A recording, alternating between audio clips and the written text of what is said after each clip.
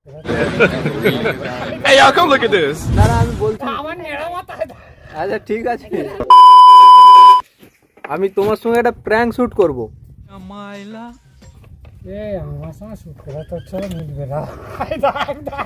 না না আমি বলছি, না না আমি বলছি